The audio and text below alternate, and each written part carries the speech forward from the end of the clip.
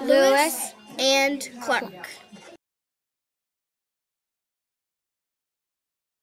Lewis's partner, one of 10 children, and commander in the Army. Who am I? I am William Clark.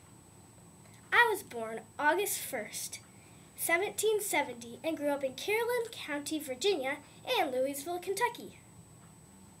My mom's name was Ann Rogers, and my dad was John Clark III. I had many siblings, 4 sisters, and 8 brothers, to be exact. Of course, I was the 8th child and youngest of all the boys. Unlike my 2 oldest brothers, I didn't have very much education, but I was inspired by them to join the Army. I signed myself up. Eventually, Lewis moved under my command, and even though I was 4 years older than him, we became great friends. 1774, I, Meriwether Lewis, was born. I was born on a plantation in Albemarle County, Virginia. I am the second born out of 3 children, my older sister Jane and my younger brother Reuben. I am very good friends with my neighbor, Thomas Jefferson. My father died in 1779 when I was only 5. Now the year is 1780, and my mother has married another man named John Marks, and he has moved the family to Georgia from Virginia. I started to take an interest in plants and was taught how to gather specific herbs. My mother soon gave birth to a baby, and not long after, another child. They were my half-brother and sister. When I was about 13 years old, I returned home to Virginia. And in 1792, when I was 18 years old, my stepfather, John Marks, died. After his death, my mother and siblings returned to Virginia. Well, now it is 1794, and I am a lieutenant in the Army. In 1800, I was made a captain, and in 1801, I became President Jefferson's private secretary. Now that we've finished about telling you our childhood, boring! Now it's time to tell you about the important part of our lives, the exploring years. On April 30th, 1803, Thomas Jefferson, the current president, bought a large portion of land known as the Louisiana Purchase. At the time, no one actually knew what lay in the Louisiana Purchase. After all, we needed to know. It was our land now. Lucky for Jefferson, I was his secretary. I was willing to explore the Louisiana Purchase. I will need some help, though. I know. I will write to my Army friend, William Clark. Since the Postal Service was not very speedy, Clark's response was late, and I was forced to offer the position to another man. Good thing Clark replied. I wanted to go with him.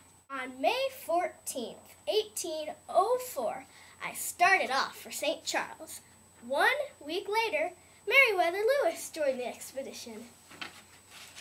The first thing we did was start up the Missouri River. By late fall, we had finally made it what is now North Dakota. We spent the winter in there, in a fort we built. We named it Fort Mandan, which we named for the Mandan Indians. During our stay, we met an Indian named Toussaint Charbonneau and his pregnant wife, Sacagawea. Meriwether Lewis and I hired Sacagawea to be our guide and to translate for us. In Fort Mandan, Sacagawea gave birth to a boy, which was named Jean Baptiste. Finally came. We continued along the Missouri River. During late summer, we crossed the Rocky Mountains, followed the Clearwater River, the Snake River, and the Columbia River. In November of 1805, we had made it to the coast of the Pacific. We stayed the winter in what is now Oregon, and in March of 1806, we set out for home, using almost the exact same route as when we had come. During our expedition, we had traveled 8,000 miles and were gone 2 years, 4 months, and 10 days. 2 years after the expedition, I was made governor of the Louisiana Territory. I was made head of Indian Affairs in St. Louis. Start from the very beginning. I'll tell you what some people thought. As you know, I have known Thomas Jefferson for a very long time. Together, we made up a code. While I was in the Army, I wrote to Jefferson telling him what was going on, in code.